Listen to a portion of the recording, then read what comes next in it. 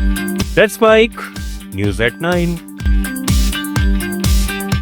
नमस्कार, let's mic news at 9 और समाचारों के साथ मैं महेश सिंह। मध्य पूर्व में जारी तनाव के बीच भारतीय ध्वज वाले जहाज लगातार इस खतरनाक रास्ते को पार कर रहे हैं। नवीनतम जहाज ग्रीन आशा ने सफलतापूर्वक स्ट्रेट ऑफ हॉर्मुज पार कर लिया है। 28 फरवरी को संघर्ष बढ़ने के बाद से यह 9वां भारतीय जहाज है। इससे पहले शुक्रवार को ग्रीन सानवी ने भी 46,650 टन एलपीजी लेकर सुरक्षित यात्रा पूरी की। भारतीय नौसेना के युद्धपोतों का जरूरत पड़ने पर मदद के लिए तैयार रखा गया है। प्रधानमंत्री नरेंद्र मोदी और विदेश मंत्री एस जयशंकर ईरानी अधिकारियों से लगातार संपर्क में है। ईरानी दूतावास ने नई दिल्ली को आश्वासन दिया है कि भारतीय जहाज और चालक दल सुरक्षित हाथों में है। जम्मू कश्मीर के मुख्यमंत्री उमर अब्दुल्ला ने पश्चिमी एशिया में जारी संघर्ष को लेकर अपनी प्रतिक्रिया दी है। उन्होंने अमेरिका के राष्ट्रपति की भाषा पर सवाल उठाते हुए कहा है कि जिस तरह की भाषा का इस्तेमाल सोशल मीडिया पोस्ट में किया जा रहा है, क्या वह शोभा देती है? उमर अब्दुल्ला ने कहा है कि मौजूदा हालात को लेकर पूरी दुनिया चिंतित है और हर कोई चाहता है कि यह युद्ध जल्द से जल्द खत्म हो। जिस तरह की भाषा का इस्तेमाल अमेरिका के सदर साहब इस्तेमाल कर रहे हैं, क्या ये उनको और उनके दफ्तर को शोभा देती है? जिस तरह के अल्फाज, उन अल्फाजों को आप और मैं दोहरा भी नहीं सकते, क्योंकि आपको इनको सेंसर करना पड़ेगा अपने ब्रॉडकास्ट में। और अमेरिका के सदर जो हैं इस तरह की भाषा जो है एक सोशल मीडिया के पोस्ट में इस्तेमाल करते हैं। मुझे लगता है उनको अपने दफ्तर और अपने ओवल ऑफिस की गरिमा जो है उसका थोड़ा सा ख्याल रखना चाहिए। जहां तक जंग की आपने बात की, हम सब उस मामले को लेकर परेशान हैं। जितना ज्यादा ये लंबा चलता रहेगा उतना ज्यादा हम सबके लिए मुश्किल होगा। मैंने इसलिए पहले ही कहा कि हम तो यही उम्मीद लगाए बैठे हैं कि जल्द से जल्द जो है एक सीज फायर हो।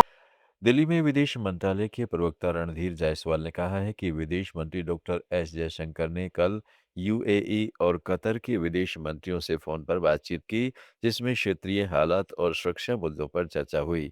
इसके अलावा ईरान के विदेश मंत्री ने भी डॉक्टर एस जयशंकर से संपर्क किया और पश्चिमी एशिया के मौजूदा संघर्ष को लेकर विचार विमर्श किया।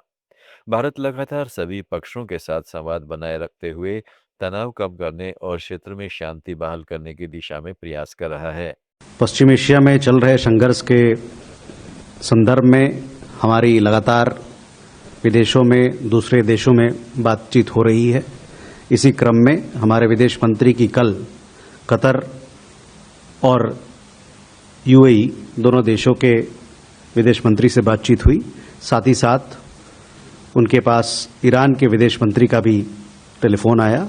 इन तीनों बातचीत में विदेश मंत्रियों के बीच में पश्चिम एशिया में चल रहे संघर्ष के बारे में बातचीत हुई और वहाँ के हालात क्या हैं इस पर उन्हें अपनी अपनी बातें रखी और समीक्षा किया।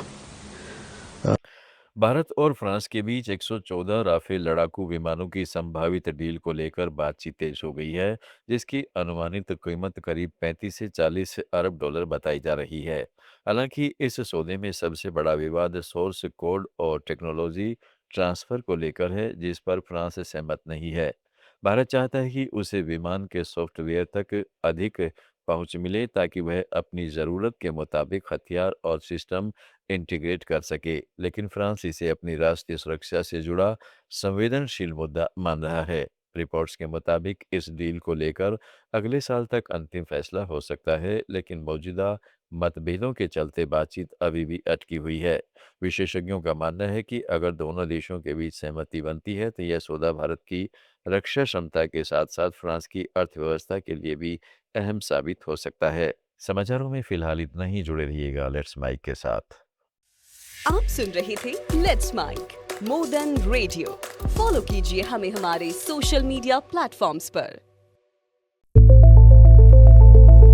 It's time for news. It's time for more than radio. Presenting the first radio news app, Let's Mike.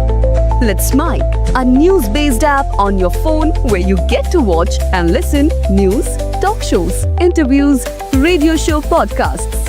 On Let's Mike, you get all relevant information of TV,